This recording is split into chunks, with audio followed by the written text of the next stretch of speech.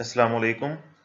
इस लेक्चर में हम डी ब्लॉक एलिमेंट्स की एक जो है क्विक रिवीजन करते हैं। ट्रांजिशन एलिमेंट्स कह सकते हैं, लेकिन मेजर फोकस जो है वो डी ब्लॉक एलिमेंट्स पे ही है। ट्रांजिशन एलिमेंट्स में D block elements, transition elements क्या है? ट्रांजिशन मीन जो है वो चेंज होता है, तो these are in between s and p block. 4 series हैं, 3D, 4D, 5D और 6D। डी जो है वो पहला डी ऑर्बिटल जो है, डी सब शेल जो है वो 3 या थर्ड शेल से ही स्टार्ट होता है। ये 4, 5, 6 और 7th पीरियड में है। 3D सीरीज जो है वो 4th पीरियड में है। ये समटाइम पूछा जा सकता है। फर्स्ट ट्रांजिशन सीरीज हमने लिखी है, ये नजर आ रही है। इसकी इलेक्ट्रॉनिक कन्फिग्रेशन है। क्रोमियम में देखेंगे तो यहाँ पे वनेडियम में 4s2 3d3 है। क्रोमियम में देखेंगे होना ये चाहिए था 4s2, क्रोमियम में 4s2 होना चाहिए था और 3d4 होना चाहिए था। लेकिन क्योंकि 3d5 जो है वो बहुत ज़्यादा स्टेबल है, सारे d ऑर्बिटल हाफ फिल्ड हैं, तो एक इलेक्ट्रॉन s से d में चला गया। इस वजह से जो है इलेक्ट्रॉन s में नहीं है, एक है, और d में जो है वो 5 है। सेम जो इलेक्ट्रॉनिक कन्फिग्रेशन है ये है जी 3d8 के बाद 9 की बजाय 3d10 हो गया, क्योंकि d10 जो है वो हाईली स्टेबल है। ट्रांजिशन एलिमेंट्स की डेफिनेशन ये है, पार्शियली फिल्ड d और f इन एटॉमिक और आयनिक स्टेट। एटॉमिक स्टेट में उनका d या f ऑर्बिटल, d जो है वो d ब्लॉक एलिमेंट्स जो है, f जो है लैंथेनाइड एक्टिनाइड या f ब्लॉक एलिमेंट्स जो हैं, ये दोनों ट्रांजिशन एलिमेंट्स ही है ना। एटॉमिक स्टेट में हो या आयनिक, मीन जब वो कंपाउंड बने, जब वो इलेक्ट्रॉन लूज करें, मेटल्स हैं तो केटायंस बनेंगे इनके। जब आयनिक कंपाउंड में जब ये किसी केटायन की फॉर्म में हो, तो उस वक्त जो है डी या एफ जो है वो पार्शियली फिल्ड होना चाहिए। Their properties are in transition between s. S में प्योर मेटल्स हैं, राइट साइड पे जो हैं वो नॉन मेटल्स हैं, तो इनकी प्रॉपर्टीज यानी कि ट्रांजिशन है इन बिटवीन है from metals to non metal. ये आगे इलेक्ट्रॉनिक कन्फिग्रेशन बताई गई है जो हम बात कर चुके हैं क्रोमियम और कॉपर की। ये पूछा जा सकता है टिपिकल और non typical transition elements. Group 2b और ग्रुप 3b ये नॉन टिपिकल ट्रांजिशन एलिमेंट है। ग्रुप 2b में ये एग्जांपल आ सकती है जिंक, कैडमियम, मरकरी और गोल्ड आ सकता है। पूछा जा सकता है कि इनमें से टिपिकल ट्रांजिशन एलिमेंट कौन सा है, तो गोल्ड कहना टिपिकल ट्रांजिशन एलिमेंट है। ये तीनों जो है वो नॉन टिपिकल ट्रांजिशन एलिमेंट्स हैं। ये इनकी प्रॉपर्टी जो रिजेंबल करती है, ये कम्प्लेक्स फॉर्मेशन में है, एक जैसी प्रॉपर्टी है, कम्प्लेक्स बनाते हैं जो कि बाकी ट्रांजिशन एलिमेंट्स भी बनाते हैं, इसीलिए इन्हें जो है ट्रांजिशन एलिमेंट के साथ ही स्टडी करते हैं। इनमें पार्शियल डी नहीं होता। Third B scandium, yttrium, lanthanum, इनमें डी ऑर्बिटल जो है में इलेक्ट्रॉन होता है, लेकिन जब ये कंपाउंड बनाते हैं +3 चार्ज आता है तो तब जो है वो डी में कोई इलेक्ट्रॉन नहीं रहता, और ये टिपिकल जो प्रॉपर्टीज हैं ट्रांजिशन एलिमेंट्स की वो भी शो नहीं करते। तो ये दो ग्रुप्स और ये 6 elements non typical transition elements हैं। बाकी जो हैं वो सारे के टिपिकल ट्रांजिशन एलिमेंट्स हैं। कॉइनेज मेटल्स क्या होते हैं? कॉपर, गोल्ड और सिल्वर। ये ट्रांजिशन एलिमेंट्स हैं, इनकी ये स्टेट है कॉपर +2 में 3d8 होता है, पार्शियल फील्ड है सिल्वर +2 4d9 होता है, गोल्ड +3 5d8 होता है। एफ ब्लॉक जो है वो लैंथेनाइड और एक्टिनाइड है, इन्हें इनर ट्रांजिशन एलिमेंट्स कहते हैं, और डी को आउटर ट्रांजिशन एलिमेंट कहते हैं, ये भी पता होना चाहिए। जनरल प्रॉपर्टीज क्या है? सिमिलर इलेक्ट्रॉनिक कन्फिग्रेशन है, तो सिमिलर फिजिकल और केमिकल प्रॉपर्टीज हैं। ये सारी की सारी मेटल्स हैं, हार्ड हैं, हाई मेल्टिंग और बॉइलिंग पॉइंट है, कंडक्टर हैं, अलॉयज बनते हैं, वेरिएबल ऑक्सीजन स्टेट है, कलर्ड कंपाउंड्स बनाते हैं। मेटल्स हैं तो टफ, मेलेबल, डक्टाइल, मेलेबल जो है उनकी शीट्स बनना, शीट फॉर्मेशन, और डक्टाइल, डक्ट कहते हैं पाइप, वायर टाइप, ठीक है, तो डक्टाइल है वायर फॉर्मेशन। मेटेलिक बॉन्ड होता है इनमें, और मेटेलिक बॉन्ड कैसे बनता है? मेटेलिक बॉन्ड हमें पता है कि electron pool theory, electron gas theory या इलेक्ट्रॉन क्लाउड थ्योरी कहते हैं हम। तो अनपेड इलेक्ट्रॉन जो होते हैं S और D में, वो जो है मेटेलिक बॉन्डिंग में पार्टिसिपेट करते हैं, इलेक्ट्रॉन पूल बना। बाइंडिंग एनर्जी अनपेड इलेक्ट्रॉन पे डिपेंड करती है। जो है बाइंडिंग एनर्जी 5 और 6B तक जो है वो ज्यादा होती है। अगर आप प्रोडक्ट टेबल देखें तो प्रोडक्ट टेबल में जो फर्स्ट B है वो थर्ड B है, उसके बाद फोर्थ B है, उसके बाद फिफ्थ है, उसके बाद सिक्स्थ है, और लास्ट में और 1 और 2 है। तो थर्ड B से 6B तक जो है अनपेड इलेक्ट्रॉन्स इंक्रीज करते हैं, उसकी वजह से बाइंडिंग एनर्जी इंक्रीज करती है। उसके बाद पेयरिंग होना शुरू हो जाती है, ठीक है। और जो 2B है, मैंने बताया आपको कि आखिरी जो है वो फर्स्ट के बाद सेकंड B आखिरी, उसके बाद फिर P ब्लॉक एलिमेंट स्टार्ट हो जाते हैं। तो 2B में सारे के सारे पेयर्ड होते हैं, उसमें अनपेड 0 होते हैं। तो बाइंडिंग एनर्जी पहले इंक्रीज होगी, फिर कम होती जाएगी। Binding energy stronger up to 5B, यानी कि यहाँ पर बात जो हमने की, और फिर वीकर होती जाती है। और मेल्टिंग और बॉइलिंग पॉइंट भी इसी तरह ही है। इसमें अगर आप जो है ग्राफ देखते हैं तो उसमें मैंगनीज जो है वो थोड़ा सा एक्सेप्शनल बिहेवियर शो करता है। मैंगनीज में सबसे ज्यादा अनपेड है, लेकिन मैंगनीज की और रीजन है कि इसका क्रिस्टल स्ट्रक्चर जो है वो डिफेक्टिव क्रिस्टल स्ट्रक्चर होता है, इस वजह से इसका मेल्टिंग और बॉइलिंग पॉइंट कम होता है। रेडियस जो है पहले डिक्रीज करता है और फिर लास्ट में जो 2-3 ग्रुप्स का है उसमें फिर जो है वो इंक्रीज करना शुरू कर देता है।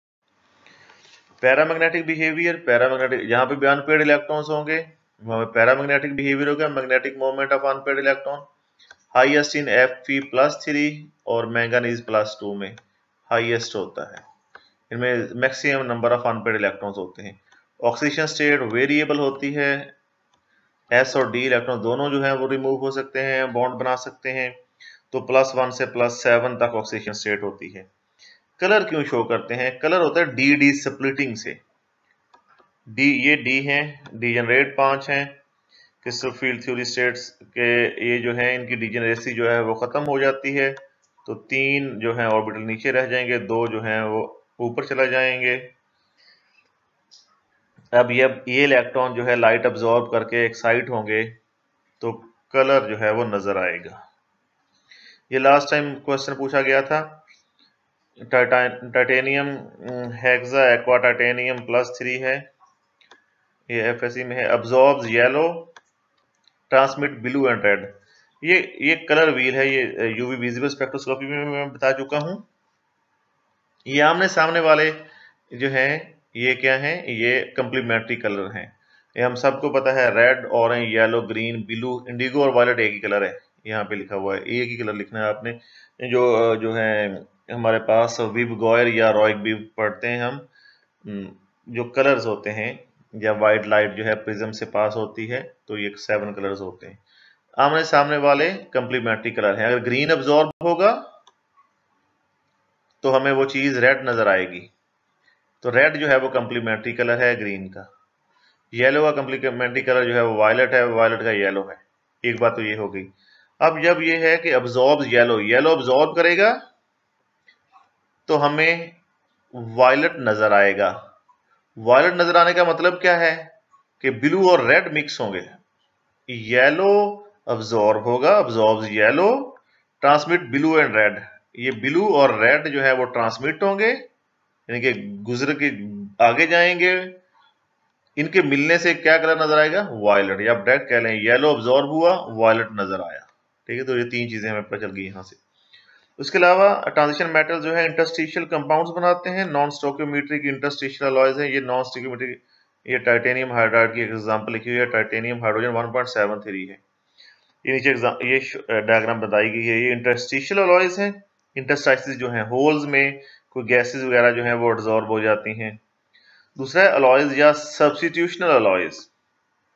अलॉयज जिस तरह हम डेली लाइफ में भी हम पढ़ते हैं, डिफरेंट मेटल के मिक्सचर को, और जो है जिनका साइज कंपेरेबल हो। तो यहाँ पे कोई मेटल थी एक रेड वाली जो भी है, तो ये किसी दूसरे मेटल ने उसको रिप्लेस कर दिया। ये नीचे भी इसी तरह हुआ। ये कंपेरेबल साइज वाली में होते हैं। ब्रास जो है अलॉय है कॉपर और जिंक का। ब्रॉन्ज जो है कॉपर और टिन का अलॉय है, इसमें कुछ मैंगनीज, फास्फोरस या एल्यूमिनियम भी हो सकती है। ये एक और एग्जांपल समटाइम जो है वो पूछी जा सकती है। कम्प्लेक्स फॉर्मेशन या कोऑर्डिनेशन कंपाउंड्स क्या है? ये फॉर एग्जांपल हमारे पास दो सॉल्ट्स हैं, जब इनका एक्वस सोल्यूशन बनाया हम एक्सपेक्ट कर रहे थे कि एक आयन क्या होगा आयरन का, दूसरा क्या होगा पोटाशियम का, तीसरा आयन क्या होंगे साइनाइड के। तीन तरह के आयन होने चाहिए, लेकिन जब वाटर में डाला तो ये दो तरह के आयन बने, एक पोटाशियम का और ये दूसरा आयन जो है ये कम्प्लेक्स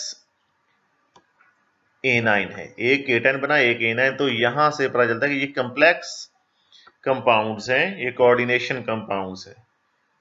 एक होता है डबल सॉल्ट्स, जिसमें पोटाशियम वगैरह होता है। डबल सॉल्ट्स में उनकी आइडेंटिटी जो है वो अपने लूज कर देते हैं, कम्प्लेक्स जो है वो अपनी आइडेंटिटी लूज नहीं करते। तो अब इसमें एक केटाइन है ये पोटाशियम, दूसरा जो है वो सारे का सारा जो है वो एनाइन है। लिगेंड्स हैं, लिगेंड्स क्या होते हैं? ये हेडिंग दी वैसे सारी अलग अलग हैं। ये कम्प्लेक्स कंपाउंड है। कम्प्लेक्स कंपाउंड में एक सेंट्रल मेटल एटम या आयन है, उसके साथ जितने भी अटैच हैं इस स्क्वायर ब्रैकेट्स में वो लिगेंड्स हैं। लिगेंड्स क्या करते हैं? लिगेंड्स जो है वो नेगेटिवली चार्ज या लोन पेयर होता है, ये कोऑर्डिनेट कोवलेंट बॉन्ड बनाएंगे सेंट्रल एटम के साथ। तो ये 1 से लेके 12 तक हो सकते हैं। लेकिन कोऑर्डिनेशन स्फीयर क्या होगा? Metal atom plus ligands. ये जो स्क्वायर ब्रैकेट्स में है ये एक सिंगल यूनिट होता है, ये कोऑर्डिनेशन स्फीयर कहेंगे या समटाइम्स इसे कम्प्लेक्स भी कह देते हैं इसे। चार्ज क्या होगा? चार्ज जो है ओवरऑल चार्ज देख रहे हैं ये नेगेटिव है, नेगेटिव है -1 चार्ज है, इसका मतलब है ये कम्प्लेक्स है, इस पर भी +1 चार्ज होना चाहिए, ये लिखा हुआ है यहाँ पे पहले ऑलरेडी। अब +1 का मतलब क्या है? अमाइन अमोनिया पे 0, 2 क्लोरो हैं तो -1 और कोबाल्ट पे +3 होगा। कोबाल्ट पे +3, 2 क्लोरो पे या क्लोरीन क्लोराइड कह लें 2 क्लोराइड पे -2 हो जाएगा, +3 -2 +1 हो जाएगा। यहां से हमें कोबाल्ट का चार्ज पता चल सकता है।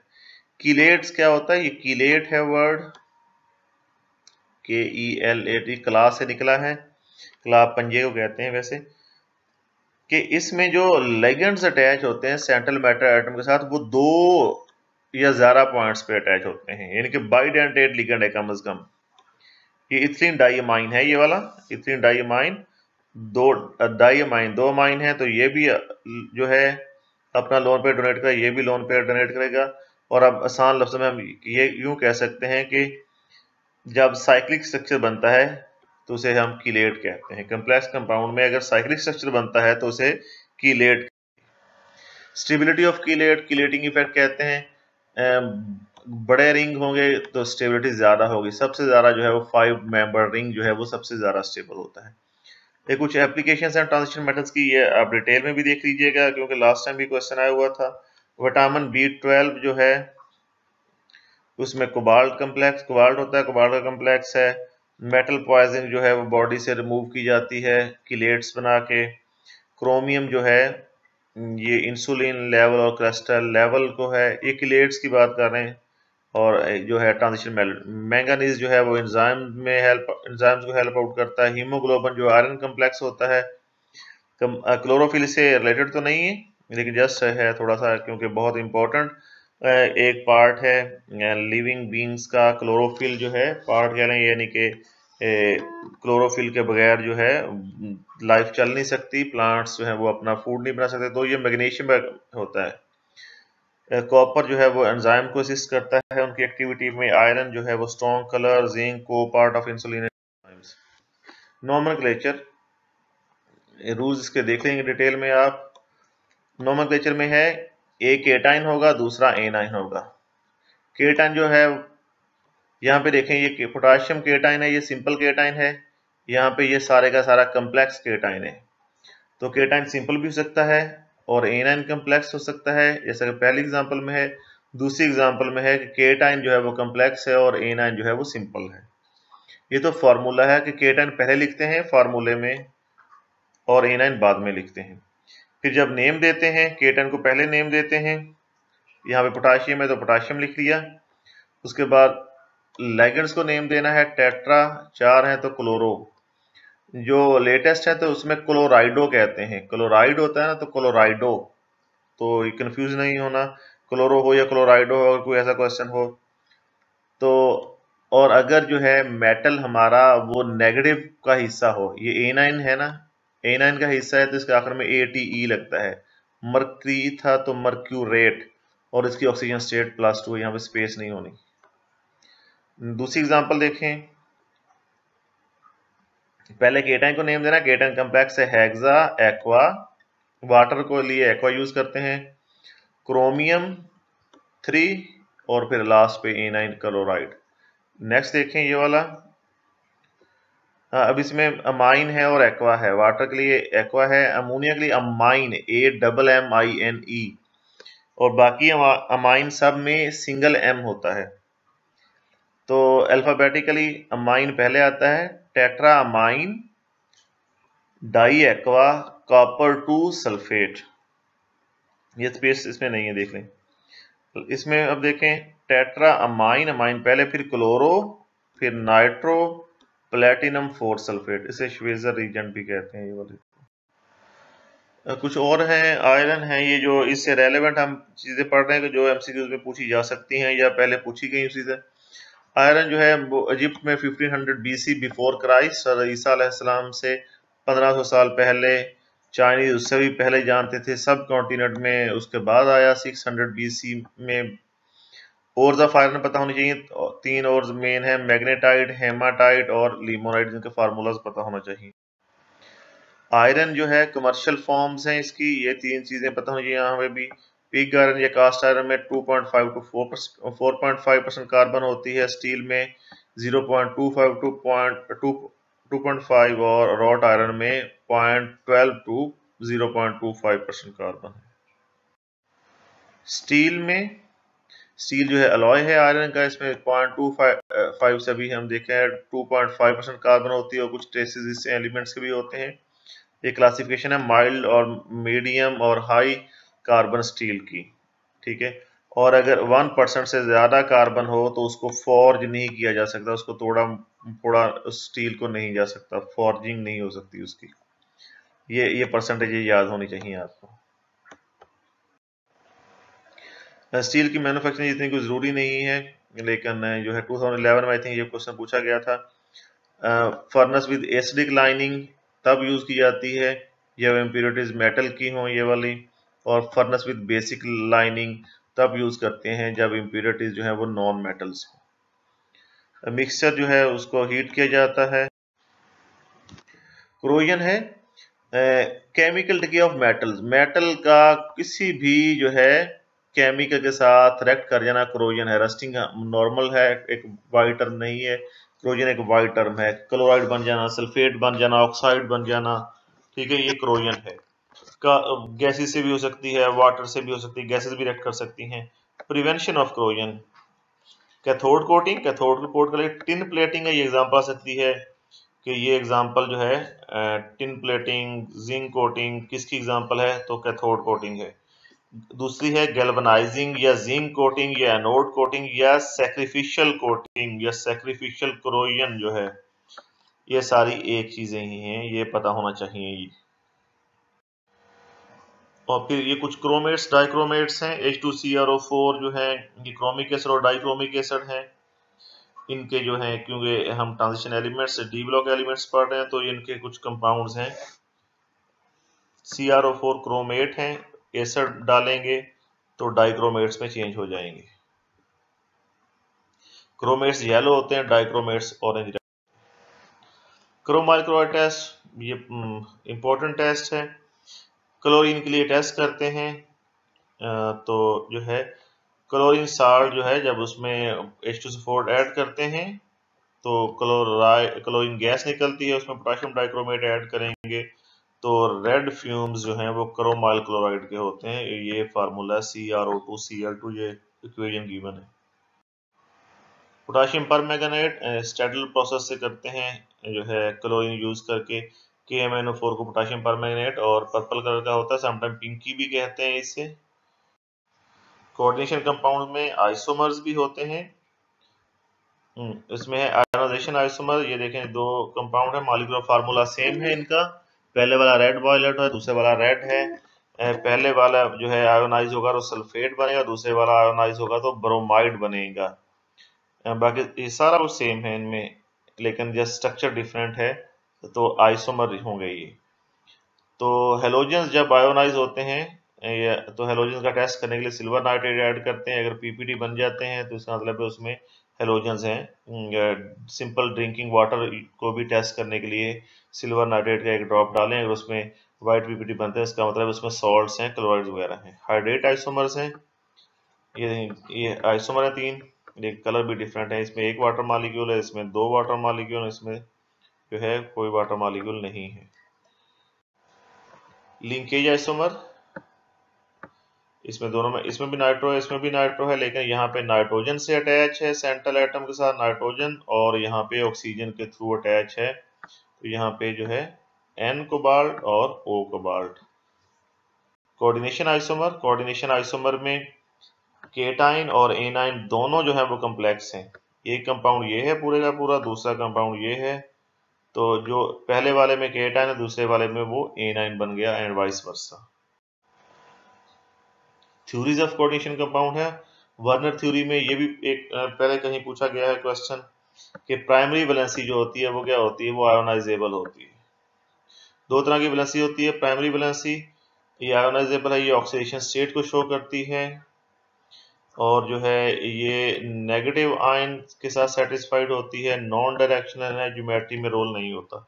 सेकेंडरी वैलेंसी या नॉन आयोनाइजेबल होती है, ये बेसिकली लिगेंड्स जो होते हैं वो न्यूट्रल या नेगेटिव आयन वगैरह होते हैं, तो ये उनसे सेटिस्फाइड होती है। ये कोऑर्डिनेशन नंबर है होता है बेसिकली ये वाला। जो वही एग्जांपल्स हैं उसके आगे थोड़ी डिटेल गिवन है। ये है जी एग्जांपल एक, हमारे पास एक कंपाउंड ये है, दूसरा ये है, ये बाहर वाली जो है ना ये आयोनाइजेबल है, तो ये प्राइमरी वैलेंसी होगी। इसमें कोई नहीं है, इसमें प्राइमरी वैलेंसी 1 है, क्लोरीन 1 आयोनाइजेबल है, इसमें दूसरे इसमें 2 है, इसमें 3 है, और पहले वाले में इसमें 6 लिगेंड्स हैं, दूसरे वाले में भी 6 लिगेंड हैं, तीसरे वाले में भी 6 लिगेंड्स हैं, चौथे वाले में भी 6 लिगेंड्स हैं। प्राइमरी वैलेंसी को डॉटेड लाइन से शो करते हैं और सेकेंडरी वैलेंसी को सॉलिड लाइन से शो करते हैं। एक्सपेरिमेंटल वेरिफिकेशन वही है कि पहले इसको सिल्वर नाइट्रेट के साथ करेंगे तो 3 जो है वो क्लोराइड आयोनाइज होंगे, 3 मोल बनेंगे, 3 मोल्स ही सिल्वर नाइट्रेट के चाहिए। यहाँ पे 2 मोल्स चाहिए होंगे, यहाँ पे 1 मोल चाहिए होगा, और यहाँ पे कोई पीपीटी नहीं बनेगी क्योंकि यहाँ पे आयोनाइजेबल क्लोराइड है ही नहीं। एक्सपेरिमेंटल वेरिफिकेशन लिमिटेशंस हैं कि जो है सारे ये नहीं बताती कि सारे एलिमेंट्स जो हैं वो कोऑर्डिनेशन कंपाउंड्स नहीं बनाते, डायरेक्शनल प्रॉपर्टीज जो हैं वो ये है उसको एक्सप्लेन नहीं करती, एटसेट्रा। बेसिकली इसमें जो है इफेक्टिव एटॉमिक जो है नंबर जो है, ये लास्ट टाइम क्वेश्चन पूछा गया था, इफेक्टिव एटॉमिक नंबर के एक जो मेटल है सेंट्रल मेटल एटम है उसका इफेक्टिव एटॉमिक नंबर क्या होगा, जिसका फार्मूला है Z-n plus n into Y. जी ये मुश्किल बता दिया गया है, यहाँ पे थोड़ा सा कम्प्लेक्स है। जी एटॉमिक नंबर है, n क्या ऑक्सीजन स्टेट, उसमें से उसका +3 चार्ज है तो जी में से वो माइनस कर लें। n इंटू वाई के n है तादाद लिगेंड्स की या इलेक्ट्रॉन्स की जो लिगेंड कर रहे हैं, और y जो है वो लिगेंड्स की तादाद है। n इलेक्ट्रॉन्स की तादाद है और y जो है वो लिगेंड्स की तादाद है। अब इन दोनों कुछ ये एग्जांपल देख लें बस एक, ये अमाइन पे 0 है तो कोबाल्ट पे जो ये +3 चार्ज है सारे का सारा किसका है, कोबाल्ट का। ठीक है, सिंपल सी बात है, कोबाल्ट का एटॉमिक नंबर है 27, और +3 का मतलब क्या है, +3 का मतलब है -3 इलेक्ट्रॉन, 3 इलेक्ट्रॉन लूज किए, बाकी के बाद 24, ये पहले वाली एक आ गया। दूसरा है कितने लिगेंड्स अटैच हैं, 6 लिगेंड्स अटैच हैं, हर नाइट्रोजन 2-2 इलेक्ट्रॉन इसको डोनेट कर रहा है, तो 6 × 2 12, और 24 और 12 को ऐड करेंगे 36 होगा, और इससे जो है नियरेस्ट नोबल गैस कन्फिगरेशन वो अडॉप्ट कर लेते हैं। फार्मूला छोड़ यहाँ से आप याद कर लें तो काफी। ये कुछ एग्जांपल्स गिवन है। नेक्स्ट वैलेंस बॉन्ड थ्योरी है, ये उसी तरह की है कि bonding between metal and ligand is purely covalent. Overlapping होती है फील्ड ऑर्बिटल लिगेंड का है, क्योंकि लिगेंड जो है वो 2 इलेक्ट्रॉन दे रहा है और इलेक्ट्रॉन हमेशा ऑर्बिटल में रहने, ऑर्बिटल में 2 ही आ सकते हैं, वो फील्ड होगा, और मेटल का जो है वो क्या होगा, वो वेकेंट होगा, क्योंकि एक ऑर्बिटल में 2 से ज्यादा इलेक्ट्रॉन नहीं आते किसी फॉर्म। ये फीचर्स हैं कि number of vacant orbitals equal to number of coordination number, जो है वेकेंट ऑर्बिटल sp-df जो है वो हाइब्रिडाइज हो जाते हैं, और sp3d2 या d2 sp3 दो तरह की हाइब्रिडाइजेशन शो करते हैं। तो d ऑर्बिटल जो है हर लिगेंड में जो है एटलीस्ट 1 ऑर्बिटल जो है वो इलेक्ट्रॉन देने वाला उसमें लोन पेयर हो।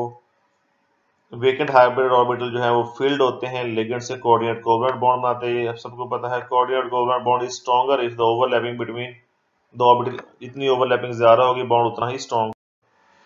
ये 2-3 एग्जांपल्स हैं, ये देख लेते हैं। हेक्सामाइन क्रोमियम जो है, अब इसमें इसको जब एक्सपेरिमेंटली देखा गया तो ये पैरामैग्नेटिक है। पैरामैग्नेटिक का मतलब है अनपेयर्ड इलेक्ट्रॉन होंगे। क्रोमियम जो है 3d जो देखा जाता है 3d5 और 4s1, हमने स्टार्ट में पढ़ चुके हैं 3d5 और 4s1। अब 6 अमोनिया है, इसके लिए 6 जो है ऑर्बिटल वेकेंट चाहिए। तो अगर हम p को देखें तो यहाँ पे सिर्फ 3 ही वेकेंट है, तो क्या करेंगे पेयर्ड अप। और नेक्स्ट में क्या होगा, +3 का मतलब क्या है, 3 इलेक्ट्रॉन लूज कर दिए उसने, तो ये एक s से और 2 ये। अब क्या हो गया, अब ये 3 ऑर्बिटल जो है वो अनपेयर्ड रह जाएंगे, और क्या है 2d, एक s और 3p। d2 d पहले या d2 sp3 ये हाइब्रिडाइज होंगे, 6 ऑर्बिटल होंगे, तो 6 अमोनिया जो हैं वो अपना इलेक्ट्रॉन लूज करेंगे और इसमें इलेक्ट्रॉन फील्ड हो जाएंगे। इसे कहते हैं इनर ऑर्बिटल कम्प्लेक्स, क्योंकि s और p बाहर वाले हैं, d अंदर वाला है, इनर है, तो इनर ऑर्बिटल कम्प्लेक्स कहेंगे। आगे हम आउट लेते हैं, ये भी उसी तरह है। और जब इसको देखा गया तो ये डायमैग्नेटिक था, कोबाल्ट। कोबाल्ट ये लिख लिए इसकी इलेक्ट्रॉनिक कन्फिग्रेशन। डायमैग्नेटिक का मतलब क्या है, पेयर्ड है, तो ये 6 इलेक्ट्रॉन इसके पेयर्ड हो गए, तो बाकी जो है ये d2 और sp3, 6 ऑर्बिटल हैं, दो डी, एक s और 3 p, इन्होंने हाइब्रिडाइज करके जो है ये यहाँ पे बॉन्डिंग बना ली, बॉन्डिंग कर ली।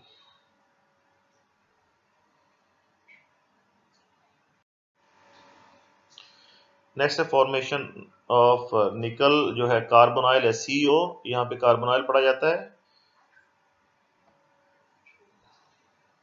ये निकल है। निकल इसमें यहाँ पे 0 ऑक्सीजन, क्योंकि कार्बोनाइल जो है ये नेगेटिवली चार्ज नहीं है, तो निकल जो है वो 0 है ऑक्सीजन स्टेट। निकल 0 ऑक्सीजन स्टेट का मतलब है। और दूसरा क्या है, डायमैग्नेटिक है। डायमैग्नेटिक का मतलब है सारे के सारे पेयर्ड होने चाहिए, तो 4 कार्बोनाइल का मतलब है 4 ऑर्बिटल वेकेंट होने चाहिए, यहाँ पे 3 वेकेंट हैं, तो क्या होगा, ये s वाले जो हैं यहाँ पे पेयर्ड हो जाएंगे, तो अब ये क्या हो जाएगा, sp3 हाइब्रिडाइजेशन हो जाएगी। और यही कुछ था जो है डी ब्लॉक एलिमेंट्स में, ये कुछ 1-2 बुक से लिया गया है, तो बाकी कुछ इससे रेलेवेंट है D block element, transition elements की प्रैक्टिकल एप्लीकेशन वगैरह वो आप देख सकते हैं। अस्सलाम वालेकुम।